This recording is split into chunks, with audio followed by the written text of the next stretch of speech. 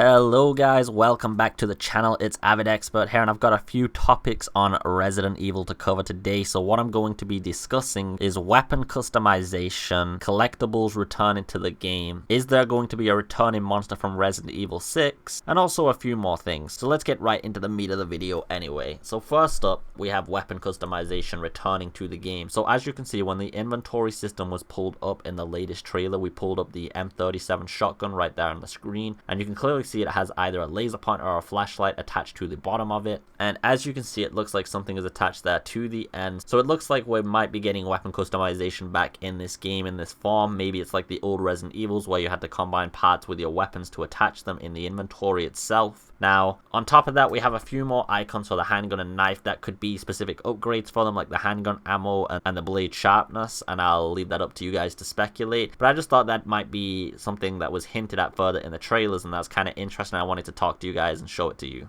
So in the box and recorder trailer that we got recently, we saw two collectibles, so I'll show those up on screen. They look like a little figurine with a bobblehead, so it looks like we'll be able to collect these in the game and probably use them to unlock specific things like in the previous games. So this may be a new form of the mark system, or we still might get the marks in the game that we can shoot, and then we get these on top of that to collect, and that's kind of cool. And I know a lot of people may have missed this out because this one was pretty hard to spot. Now on this same recorder, we actually see something kind of interesting that people would have probably missed as well, and if you're looking here, you can basically see that there is a hole at the bottom right corner of the room here, and that's probably how we got in here and why we unlocked the door from within. The key was probably obtained somewhere else in the house, and then we traversed through the underground and got in here to get to the save point, and this is where you unlock the door, and maybe you get ambushed by Jack after this. But if you look outside the hallway, you can see that the wall is not damaged, so Jack has not appeared yet. Also, in the recent crate trailer, we get to see what looks like the same balcony from the Lantern trailer when Mia was escaping Marguerite, the one where she hid that's next to the puzzle solving room that we're going to have to go through. We've also seen that we have to unlock the secret pathway in this area with the spider statue, so it's possible at this point that we're retracing Mia's steps and this was actual in-game footage, and that we're using the VHS tapes to get a sense of direction and purpose of where we need to go. But this one was a lot more speculatory, and I'm not entirely sure if this trailer is going to be from the full game itself or if this is just a separate showcase. However, with the recorder trailer being inside the house, that definitely looks like it's a part of the main story. I would argue that this is actually true.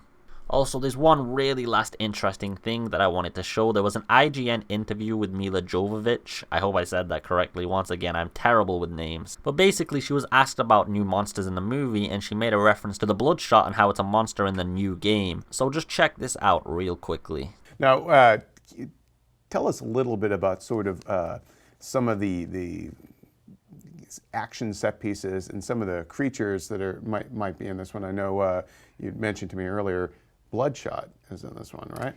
Yes. You know, the Bloodshot is a new character from the new Resident Evil game, so it's going to be very exciting, I think, for the fans to see the Bloodshot in action on the big screen. Now, honestly, I'm a little bit on the fence on this one because the Bloodshot was in Resident Evil 6, as I will show here. So I do think it's possible that she's misinterpreting the new game as Resident Evil 6, but I think it's also possible, however slightly unlikely, that she's actually referencing that the Bloodshot is returning to Resident Evil 7 itself, and that'd be really cool if that was the case, and it would be another form of enemy that we can tackle and fight. But again, I'm kind of on the fence on this one, and I'm sure a lot of you will be, because that could have been her misinterpreting everything. That's all I wanted to cover today, guys, and I hope you enjoyed this. I wanted to keep this video a little shorter, so for now, take it easy and peace.